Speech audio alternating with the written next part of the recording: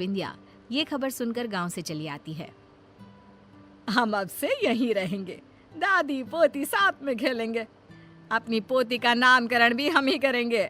आज से हमारी गुड़िया का नाम होगा सना। आओ मेरी गुड़िया, दादी के साथ खेलोगी ना। वक्त गुजरने लगता है, सना बड़ी होने लगती है। अब सना 10 साल की हो गई है। दादी पोती एक साथ एक ही कमरे में सोते हैं। एक रोज सना आधी रात को घबराकर उठ जाती है। अरे क्या हुआ मेरी बच्ची, तू इतनी घबरा क्यों रही है? दादी, मैंने एक औरत को देखा जो मेरे बेड के नीचे से निकलकर मेरे ऊपर आकर बैठ गई और मुझसे कुछ कहना चाह रही है। अरे बिटिया, मैं हूं ना तेरे साथ। देख देख, तेरे बेड के नीचे कुछ भी नहीं है। मेरी बच्ची आराम से सो जा। अगले दिन फिर वही सब होता है। फिर सना सपना देखकर उठ जाती है। दादी, सपने में फिर मैंने उसी औरत को देखा। वो फिर उसी तरह मेरे बेड के नीचे से मेरे ऊपर आकर बैठ गई है और मुझसे यहाँ से जाने को कह रही है। कौन हो सकती है और कोई तेरे सपने में क्यों आएगा? अच्छा बेटी, वो दिखने में कैसी है, तू बता सकती है? हाँ दादी, बड़ी बड़ी आंखें, गोल चेहरा, लंबे बाल, मोटी मोटी गाल, पतली दुबली, मानो जैसी कोई मॉडल हो। क्या? ये तो नीता है, लेकिन उसका तेरे सपने में आने का क्या मतलब है? दादी, ये नीता कौन है? अब कुछ नहीं मेरी बच्ची, तू सो जा। हाँ।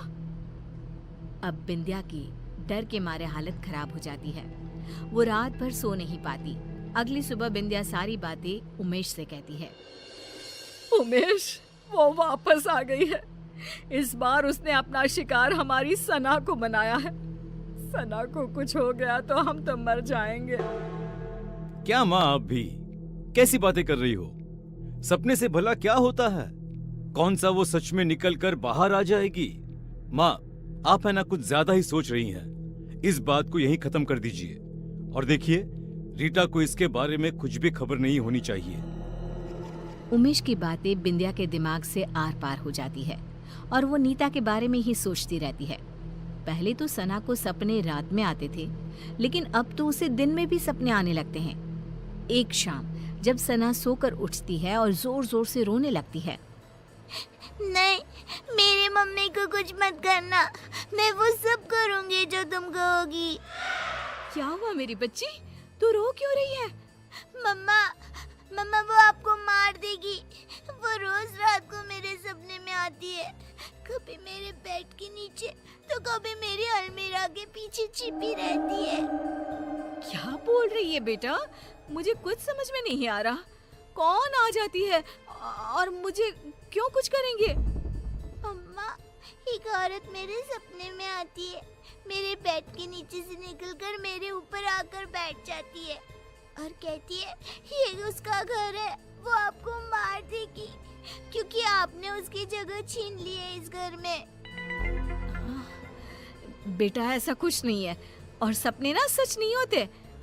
आपकी मम्मा को कोई नहीं मार सकता।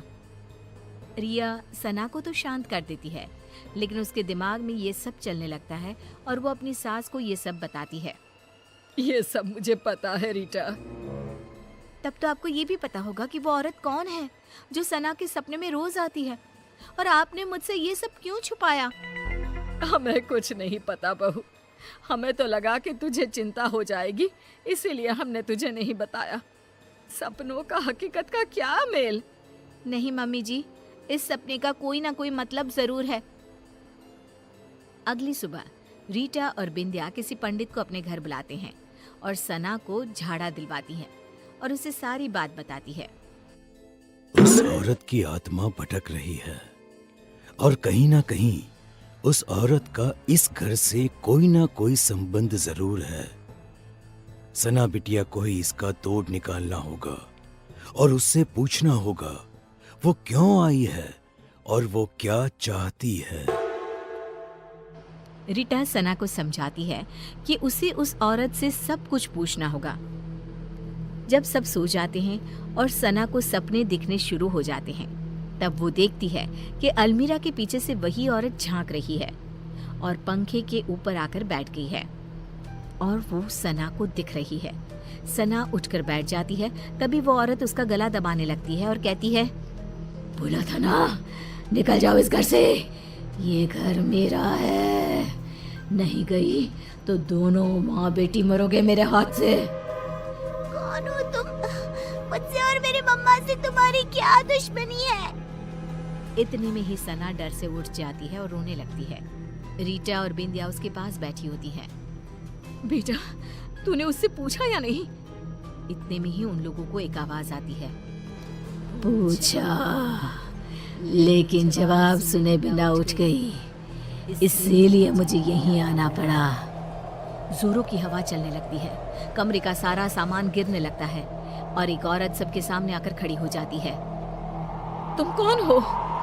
बिंदिया, तू नहीं जानती मैं कौन हूँ? तू बताएगी इन लोगों को या मैं बताऊं? ये नीता है, एक मॉडल। उमेश और नीता एक दूसरे से प्यार करते थे और शादी करना चाहते थे, लेकिन हमने इन दोनों की शादी नहीं होने दी। हमें नाचने वाली बहू नहीं चाहिए थी, इसीलिए हमने उमेश से भी झूठ कह दिया कि नीता उसे धोखा देकर किसी और के साथ भाग गई है और उमेश की शादी तुमसे करवा दी। ये सब के पीछे तुम थी ना माँ? आपको पता था ना माँ कि मैं नीता के बिना नहीं रह सकता। ऐसा क्यों किया माँ तुमने? क्यों? मुझे लगा उमेश ने मुझे धोखा दिया है, इसलिए मैंने अपनी जान दे दी और अब उसकी बेटी के सपने में आकर रीटा और सना को इस घर से निकलवाना चाहती थी, ताकि उमेश को ये एहसास हो सके कि किसी अपने का दूर जाना कैसा होता है। तुम्हारी गुनहगार तो मैं हूँ नीता, तुम मुझे मार दो और अपना बदला पूरा कर लो। मुझे माफ कर दो नीता, मैंने माँ की बातों पर भरोसा कर लिया और एक बार भी तुम्हारा पता लगाना जरूरी नहीं समझा। मुझे माफ कर दो। नहीं, अब मुझे किसी से कोई शिकवा नहीं है। जिससे मैंने प्यार किया वो आज भी मेरा है। ये जानकर ही मुझे शांति मिल गई। बिंदिया का मन ग्लानि से भर जाता है और वो खुद की जान ले लेती है। ये क्या कर दिया माँ तुमने? क्या कर दिया? एक बेकसूर की जिंदगी खत्म कर दी मैंने। अब मुझे जीने का कोई हक नहीं बचा।